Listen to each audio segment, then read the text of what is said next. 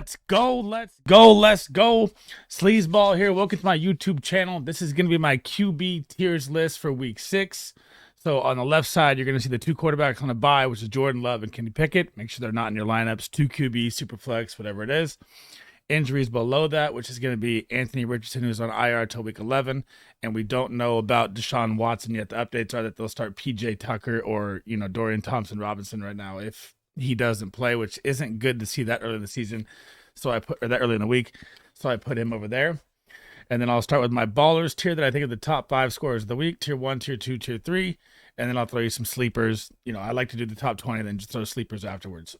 So it's time for the bounce back of Justin Fields.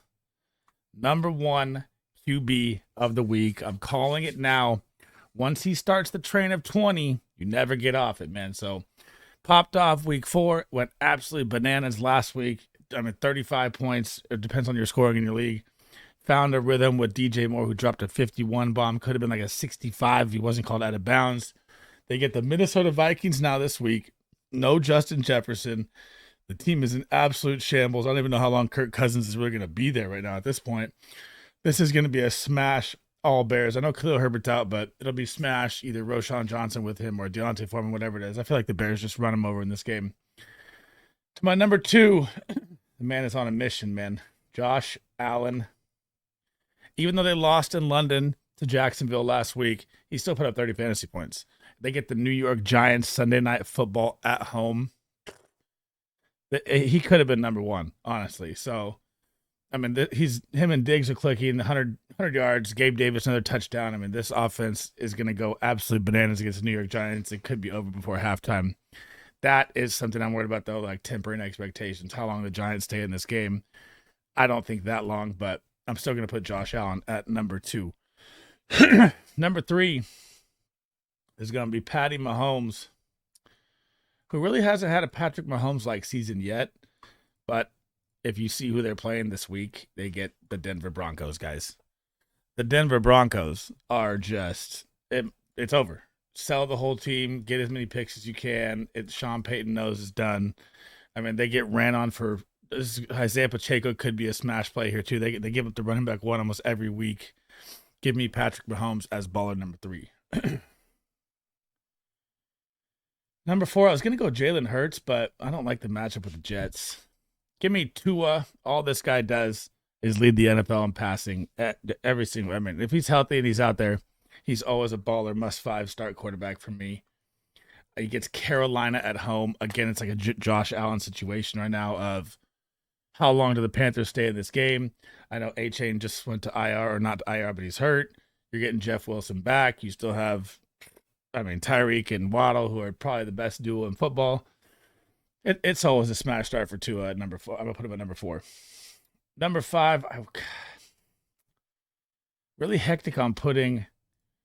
I'm going to go with, I believe he plays Dallas. Yeah, I'm going to go with Hurts just because he has that tush-push ability.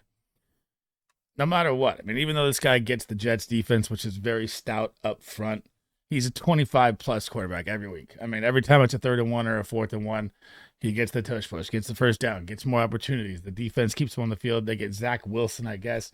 The opportunities will be there a lot more, but, God, the Jets defense is actually pretty good. So that's going to round out my Ballerz tier right there. Justin Fields, Josh Allen, Patrick Mahomes, Tua, Jalen Hurts. Really skeptical on Jalen Hurts at 5, but I'm going to leave him there for now. Number 6, ugly game last week for Lamar Jackson and the Ravens. Their passing game is just not clicking. I don't know what it is or what's going on. And they keep saying, how much time we're going to give these guys, right? Todd Monken, new offense, Rashad Bateman, OBJ, they were back out there. I know they played like limited snaps. Still, Mark Andrews with the quiet game. Not really quiet, but not great. Their running game is terrible. They should look to sign someone at running back. But with Lamar Jackson's running ability, they get the Tennessee Titans. If your passing game was ever going to click, it would be right here versus the Titans. The Titans defense is bottom of the barrel worst versus the pass. They stopped the run really well, but the Ravens don't even have a running back. So, what does that really matter? So this should be a pass game. Lamar's their best runner. This should be a smash Lamar Jackson game. At number 7, I really want to throw Herbert up there, but he does get the Dallas D. But man, look what Purdy just did to the Dallas D. So I will throw Justin Herbert at 7 Monday night. Just saw the update right now that Austin Eckler is 99% going to play this week. So he gets his superstar running back.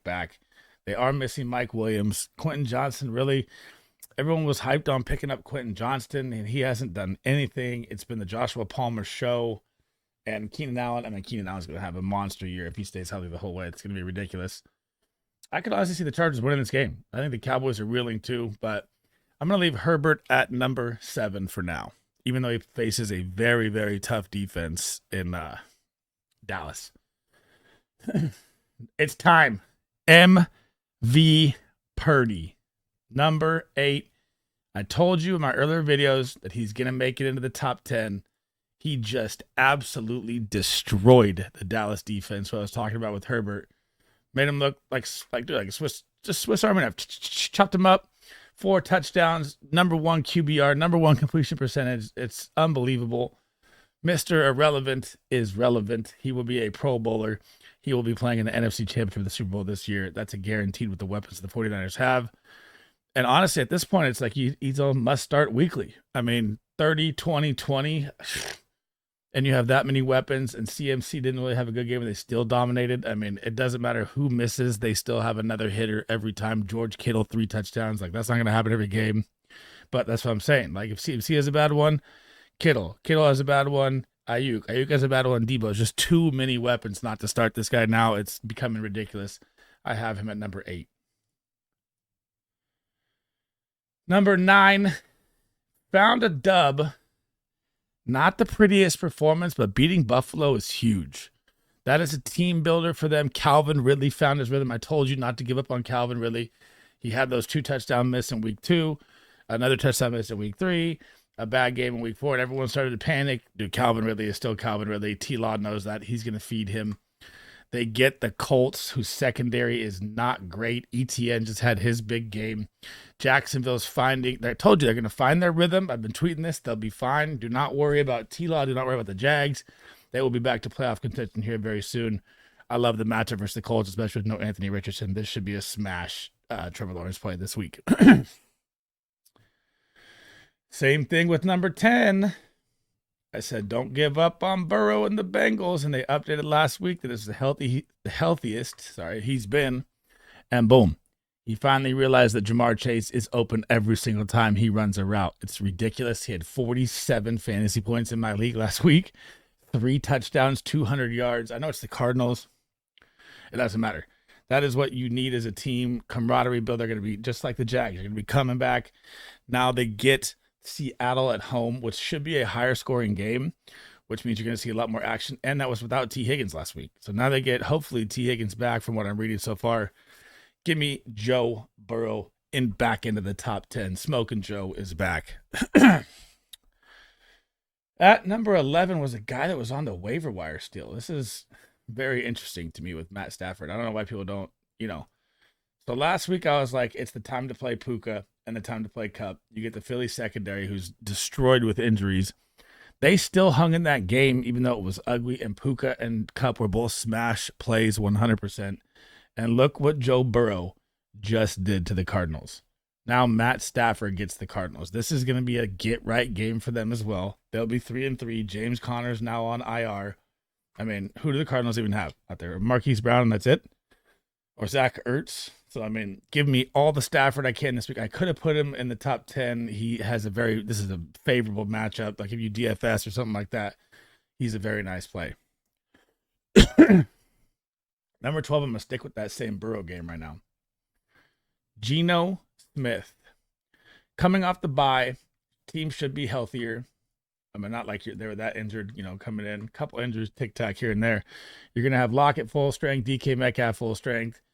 Jay Season, they need to find a way to get Jay Season the ball. Jackson Smith and Jigba has done nothing. The hype was insane coming into the draft, coming into the year.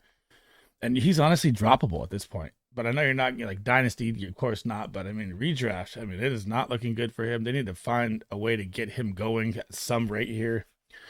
But I do like the matchup. I like Cincy.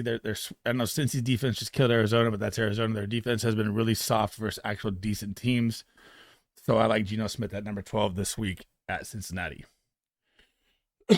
Number 13, I'm taking a shot in the dark that no one's taking right now. Dak Prescott and the Cowboys just got absolutely embarrassed, like I said, by the 49ers. But everyone gets embarrassed by the 49ers at this point.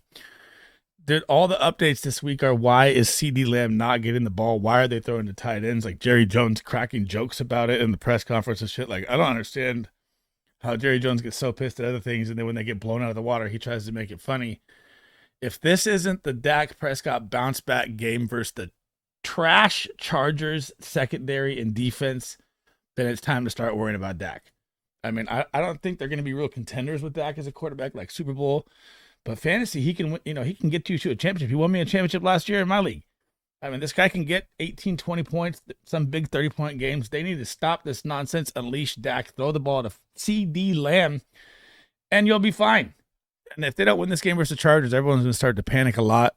But, I mean, so I'm looking at, like, analysts have him like 18, 19, 20. That's how bad they feel about Dak Prescott. That is terrible. I like him this week, so I'm going to put him at 13. I love the matchup. Should be a smash play for him. At number 14, Jared Goff. I hope he gets Amon-Ra back this week, man, and Gibbs. I mean, they're literally taking so many injuries these past couple weeks. It's ridiculous. Now they get Tampa Bay. Tampa Bay coming off a bye. This should be a, nicely, how you want to put a Goff smash game, because the thing with Tampa is they stop the run, but they don't stop the pass. So this should be great opportunity for Amon-Ra if he can get out there after his abdomen injury.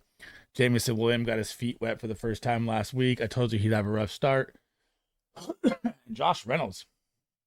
Josh Reynolds has been unbelievable this year. I mean, he's honestly a flex play weekly at this point. Get Josh Reynolds in your lineup too if you have him. I'm going to put Jared Goff at number 14 at Tampa Bay this week.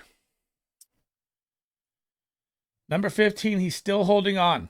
So I dumped on Russell Wilson last week. I was like, he's playing the Jets. I know he got garbage time points, but points are points. He still beat his projection. He still dropped 21. And now you're going to get Kansas City. So Kansas City could blow him out again, but this could be another garbage point. Rack up the stats for Russell Wilson. They could be down and just firing away.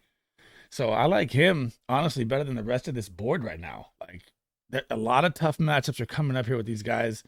Give me Russell Wilson, and they need to let Marvin Mims out there. I know they just got Greg Dulcich off IR, which will help with the tight end because Troutman has been terrible. I don't know what they were thinking at camp, saying that Troutman will be better. That was bad. Now, hopefully Javonte Williams too, but I don't like Javonte Williams versus the Jets. This should be a more pass-heavy game. I mean, you're not going to. Their front seven is really stout. The run game is going to be really tough. Falling all the way down to 16 is Kirk. You like that, Cousins? I honestly, guys, right now, I don't know how long Kirk Cousins is going to be a Minnesota Viking this season. I could see him traded to the Jets, and boom, all of a sudden he's back. I mean, great weapons. System might take a time to learn, but I don't think the Vikings are planning on winning any game here soon. Now that Justin Jefferson's on IR till week 11 is what they're saying, or week 10. So, oh man, it's really rough. But Kirk Cousins still is going to have Jordan Addison, KJ Osborne, Hawkinson.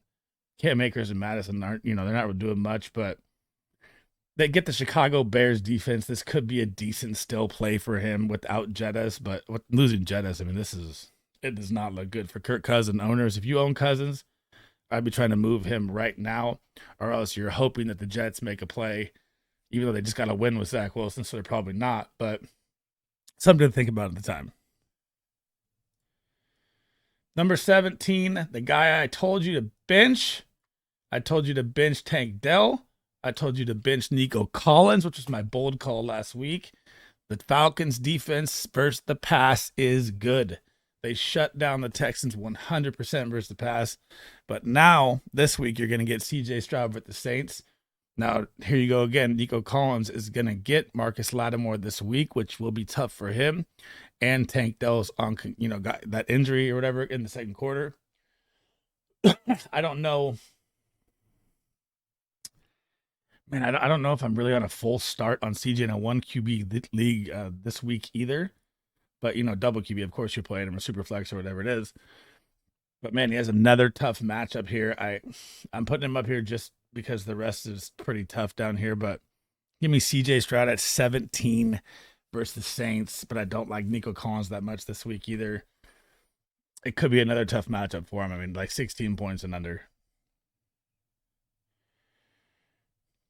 At number 17, it is going to be, okay, so this is like an injury one, right? So if Deshaun Watson plays, he does get the Niners.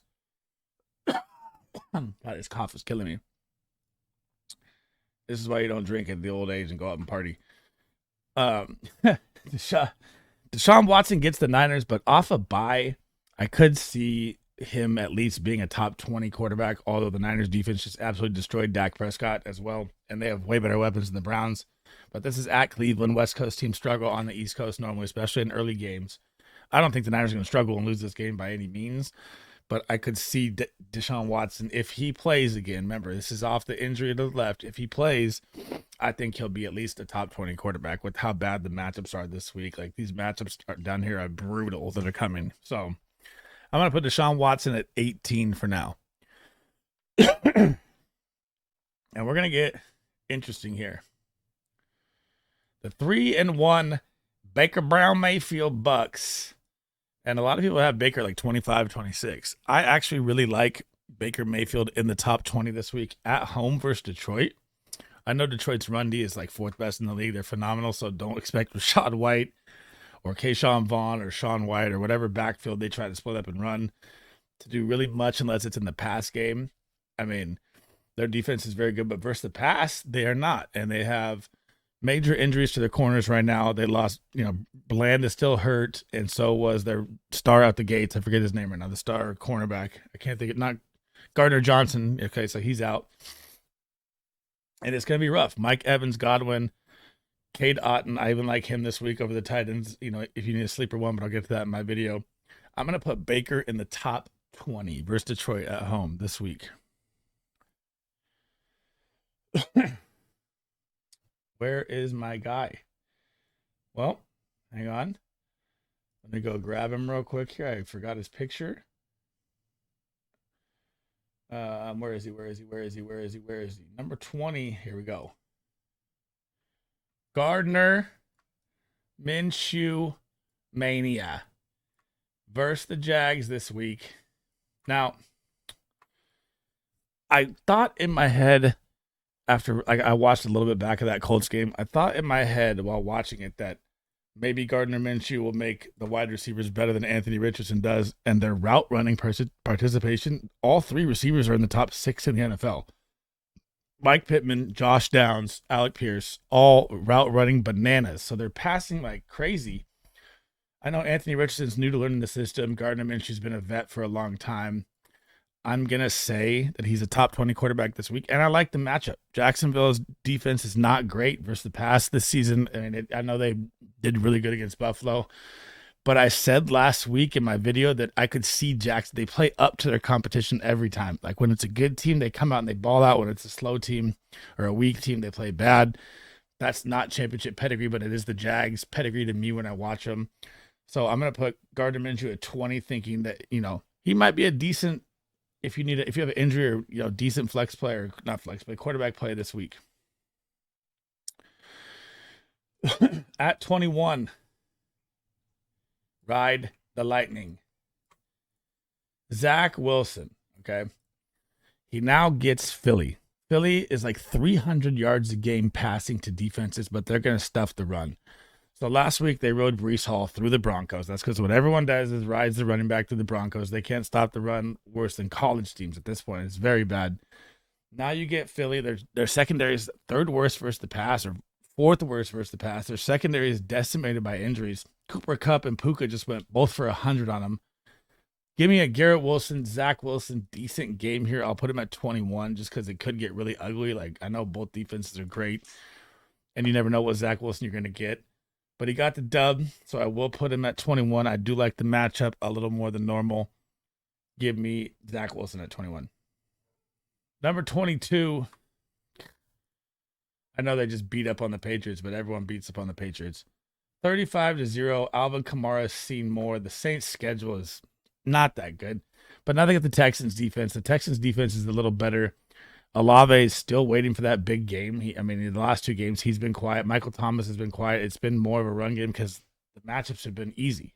35-0 last week. Like, they didn't even really have to do anything but run the ball and play defense. That was it. Now you get the Texans, who's pretty good. They're better. They're middle of the pack. They're not bottom of the barrel anymore, which, I'll give them a little bit of credit for that. I don't even think I'd really start Carr in like a 2 QB league, maybe. But like I said, these matchups are so tough down below. I'm going to put Carr at 22, but it's like a sketch 22. Number 23 is Sam Howell. This guy has got to find his receivers. I don't know why Terry McLaurin and Jahan Dotson are not having big games. I know their matchups have been tougher than normal against corners, but he's targeting Logan Thomas more than anyone. And Logan Thomas is a 32-year-old vet who's slow. And the Curtis Samuel, get the ball to your superstars. I don't understand what's going on here. He now is going to get the matchup going up against Atlanta. And Atlanta, this is why I have Sam Howell so low. Atlanta, so CJ Stroud just got rocked. You're going to get AJ Terrell and Okuda on, Dotson and McLaurin. This is a smash Logan Thomas play again. But, what you're looking for here is, can Atlanta stay in this game long enough to where they can run and keep the ball in their hands? I don't know. This is going to be one of those really rough games to call. It's probably going to be an even spread, like 40 point or 45 over under or something like that, 48, It's going to be one of the boringest games of the week to watch probably, but I'll put Sam Howell at 23. And at 24, he's back in it. Jimmy G. Big win on Monday night for the Raiders. Congratulations, Raider fans. You're no longer playing for, what's his name? Caleb Williams, by the way. So the Raiders schedule, guys, gets really easy here, which if you watched any of my YouTube videos before, I said buy Josh Jacobs now because the schedule is cakewalk. They get New England this week, who just got thrashed 35-0 by the Saints. Devontae Adams was a little hampered last week by the shoulder. You could tell on Monday night against the Packers. He wasn't moving the same. Jacoby Myers is now becoming a solid number 2. If you could even flex him weekly in normal 12-man leagues. And Michael Mayer kind of showed up a little bit. So it might be clicking a little better here for the Raiders. I could see them winning this game, be 3-3. The fans get all excited again. I don't think they're, contenders at all. But Jimmy G could be a, 2 QB nice play. I'll leave him at quarterback 24 this week. This is it. This is the last time. I said that last week. Danny Dimes looks terrible, guys. If you own Saquon Barkley or if you own Darren Waller, I know Darren Waller had one good game, or it wasn't even that good, like 11-point game. Saw a lot of targets. They're going to get Buffalo. Buffalo's going to key on Darren Waller 100%. That's all they have. Their receivers don't help him at all. And Danny Dimes looks like a $160 million mistake. If you own, this is like that sleazy moment. If you own, like I said with the Jets, I guess, Breece Hall had a one good game, but I still think you should sell Breece and Garrett Wilson. I don't think they're going to have that good of years in redraft. But Danny Dimes, all the Giants, this is that moment. Sell all of them now. Sell Saquon high off his name. Sell Darren Waller high off his name. I know it's tough with the tight end position. I guess you don't sell Waller because the position's so bad. But if you can get some pieces to stack your team together with Saquon, I would. I don't think he's going to even. If you watch this offense, it is just brutally, brutally ugly. So he's going to make my top 25 because I can't put him over Desmond Ridder, Mac Jones, or Ryan Tannehill. Otherwise, one of these guys would be up here if they were decent enough to be up here. But I'm going to leave Daniel Jones bottom of the barrel. They look bad. So down here at the bottom, Tannehill, Not on my list. Mac Jones, he's about to lose his job. Desmond Ridder, I can't even watch play quarterback. Anthony Richardson is on IR, and then Jordan Love and Kenny Pickett are on buys, guys, so make sure they're on your roster again. And that is it for my QB tier list, the top 25. If you guys like the content, as always, scroll down below, like and subscribe. If you have any comments, questions, anything your own, quarterbacks, trades, whatever it is, drop them in there. Let me know. And I will be in the next video. We'll be running backs, then wide receivers and tight ends and defense. I'll try to pump them all out today. And then tomorrow will be start-ups, sit-ups for all positions. And then I'll dive into different videos throughout the week as we go. Thank you guys for watching. Have a good one. I'll catch you in the next one. Peace.